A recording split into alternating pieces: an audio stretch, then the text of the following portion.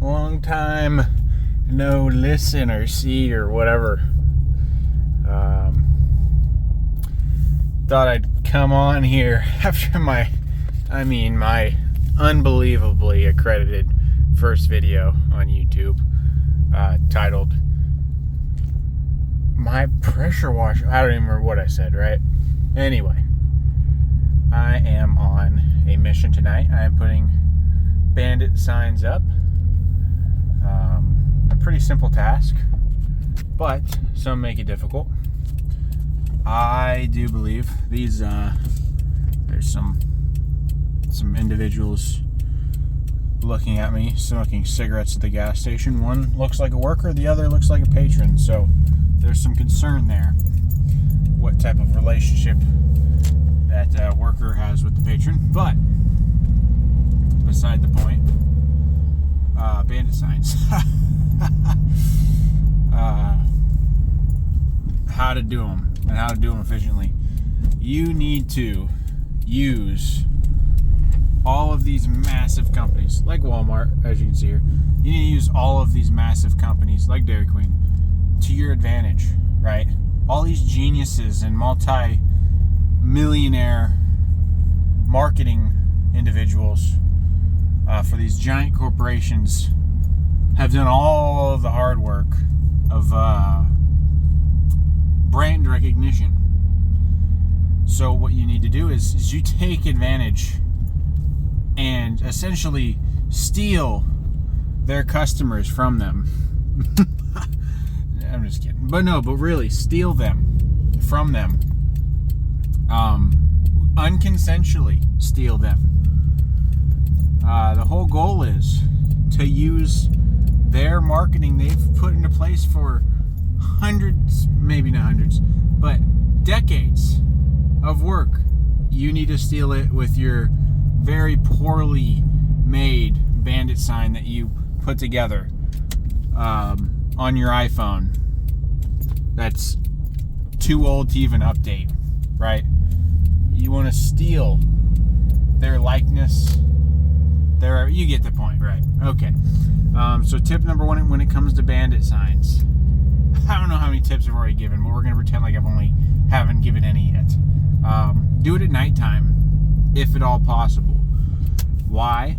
Why do it at nighttime? One, if you're pale and pasty and pale and pasty, I don't know if I mentioned either of those, and you burn easy, like myself, nighttime is just better for my complexion, even though I'm washing all day, right? So I don't really know how that makes any sense at all, but in all reality, it's so much easier to put up signs when there's not a ton of traffic. I don't live in a huge town, but I live in a town where there's always a decent amount of traffic, and it's always annoying having to deal with all the truckers who have too loud of exhausts. Pretend like you can't hear my exhaust in my car, my sports car, right? We all compensate. I compensate for some reasons. They may relate to length and girth. I'll let your mind determine what I'm compensating for, but it has to do with length and girth of something. But that's neither here nor there. We're talking about pressure washing bandit signs. And granted, it's a little concerning that my business is attached to some of the stuff I say. So my business is not associated with any of my views or things I say or post on the internet. But anyway, yes, bandit signs. Jesus, it's like a ADHD rabbit. I don't know, but go at night.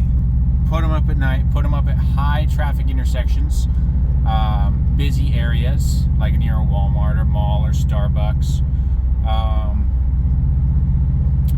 and just understand that your signs are disposable. Your bandit signs are going to get taken down, right? Now, are they they going to get taken down by you? No. What about a competitor? Likely. What about the city? Highly likely, right? So don't get your panties in a bunch when your sign disappears. It happens. It happens to everyone. Happens to me more than most. I'm just kidding. But it does happen. And it does get frustrating, especially when you spend money on these signs. But you have to realize one single job can pay off 100 of these signs, right? If you pay $600 for 100 signs, one singular sign can pay off all of your signs. So at the end of the day, the rest are free. So just keep that in mind, especially when you see your signs disappearing and you start getting a little butt hurt. You get your SH bleached panties in a wad like I used to. Well, lucky for me, I don't even wear underwear when I wash. It keeps my laundry less full, if you know what I'm saying. But it just sucks when you spill bleach. Commando. That's all I gotta say. Commando and bleach do not mix, especially when you're changing your soft wash gun at waist level. But anyway, TMI. But yeah, things are going to happen. People are going to take your signs down. Competitors are going to take your signs down. It's natural. But you just have to understand that it's a numbers game, and the more people see your sign, the higher chance that someone's going to call you. Now, I'm no expert.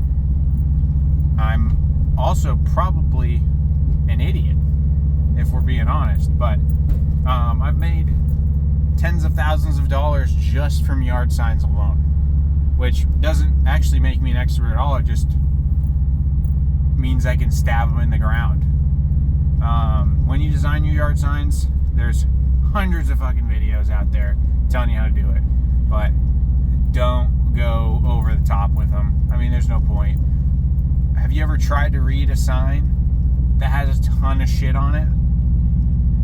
Because I have. I specifically now look at every single yard sign I see, whether it's hail damage or roofing repair or tree removal or another fucking piece of shit pressure washer, you know. I try to see and I judge their signs, and I check them out, see kind of, hey, what's going on with this sign, you know, like, is it better than mine? Are they compensating less for certain things? You know, those are questions I ask myself. And you just drive around churches during this process. I'm going to try to place one while you guys are here. I think I might just be in a dead-end parking lot of a church. And I am. That's a deer, just in the middle of a church parking lot. I'm rambling. But yeah, make them simple. Service you're offering, big and bold, phone number. That's it. Nothing else really matters. Honestly, nothing else really matters. Your phone number and your service is the only thing that matter. The only thing. I'm gonna see if I can put a sign up here on the corner and try not to get creamed by an idiot here. Blinkers, flashers, enough room for someone to get around me. All right, let's get one up. Also, you want to watch when landscapers do their mowing. It will help your sign stay up longer. Hopefully these tsunami-like winds aren't making it hard for you to hear me. Let me set this up real quick.